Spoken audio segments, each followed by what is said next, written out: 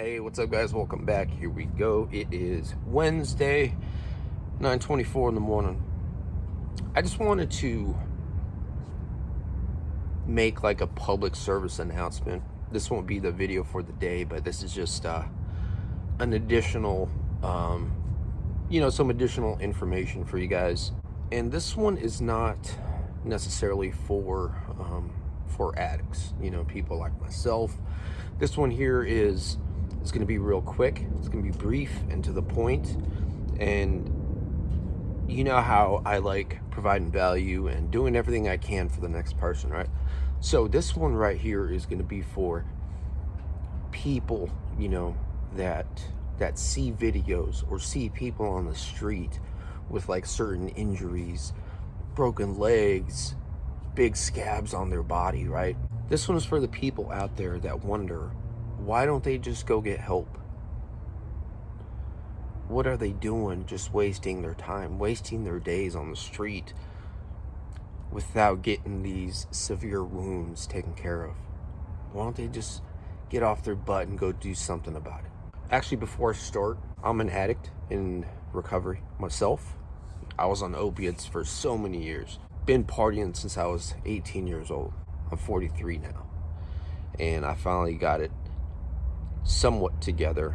I got my sobriety together in 2018. So I have experience with this. I also do interviews, street interviews, and have gained a lot of information, right? A lot of these people I interview, they provide a lot of information, a lot of insight as to why they do what they do. So I just want to emphasize this one particular thing. Why don't they just go get help?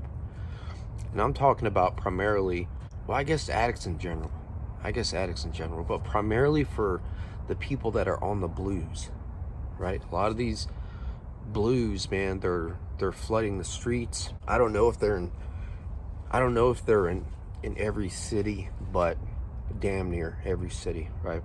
And you might see people on the street with crazy injuries, right? Sometimes maggots will be coming out these things. You could even smell them on certain people. You could even smell the injury on certain people. They walk by, you're like, damn, it smells like death. Yeah, that's what I'm talking about. So why don't these people go get help? Well, here's why. You might see other people ask them, why don't they just go get help? And they come up with like something that sounds good, like a particular reason that sounds good. They're hoping that you think, oh, okay, that's a good reason why you don't get help.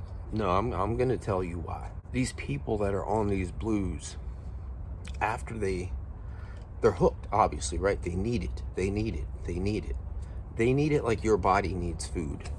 Except these people are on a race against time. After they smoke, they have X amount of time before they start getting dope sick again. I spoke to one guy. He was saying that after he smokes, after he gets well meaning high, after he smokes, his body starts going through physical withdrawals within 3 hours. Full-on withdrawal. A lot of people compare the opiate withdrawal to the flu. I've never had a flu that feels that bad,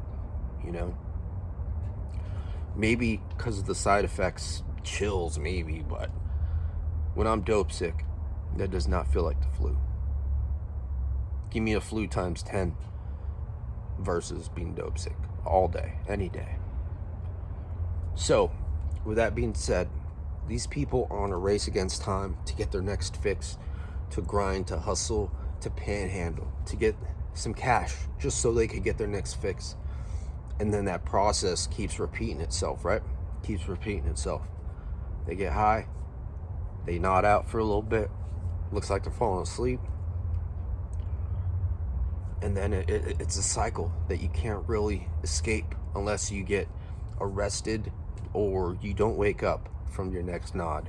So I say all that to say this: if they go to the hospital, chances are they're going to be there for quite some time, depending on the severity of their issue, their physical issue. So you can't, they can't get high in the hospital bed.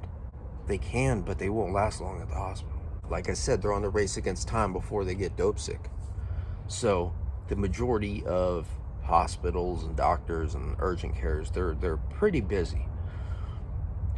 And if your ailment, your physical issue is severe, they're going to keep you there possibly overnight or whatever the situation is, right?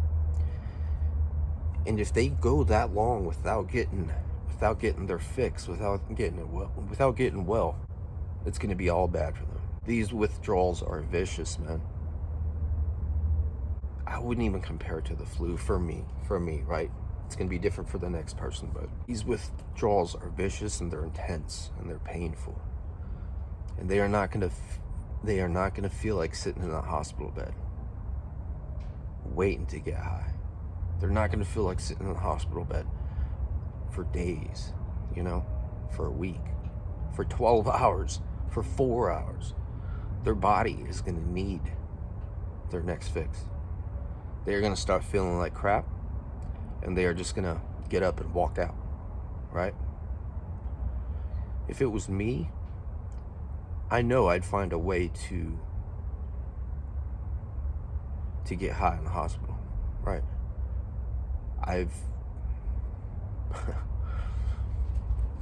Never mind. Yeah, been there, done that, right? Like I said, it's a race against time. I don't know how else I could explain this or say this. Of course they know they need to get help. They want help. Of course they don't want wounds on their skin just appearing out of nowhere. Of course not. Nobody wants that, right? Nobody wants a broken leg, maggots coming out of their skin wounds. Nobody wants that. Of course, if they had it their way, they could just get high all day and not have to worry about any consequences. But when you get high, especially on these blues, you're gonna have to face some consequences.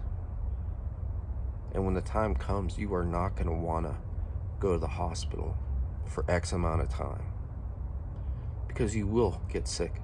The only way this will work out is if you get arrested. You can't leave the jail. You will get care for your wounds either at the jail. Chances are they're going to take you to the hospital. You're going to be handcuffed to a bed.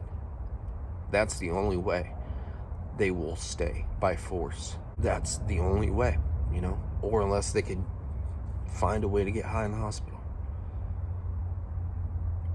But the main point I'm emphasizing is they can't go get help for what they need, because they will experience withdrawal real quick.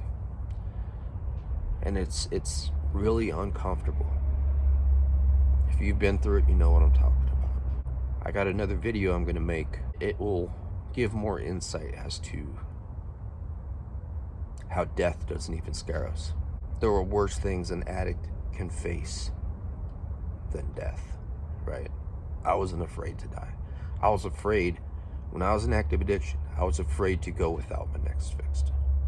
I was afraid to go without getting any cash. I was afraid for my drug dealer to get arrested or just not answer his phone. If I died, I died. I was hoping I wouldn't wake up the next morning, just because I was stuck in that vicious cycle. All right, if you have any questions, let me know.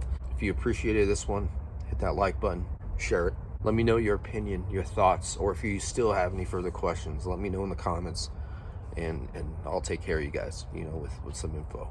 So, thanks for watching.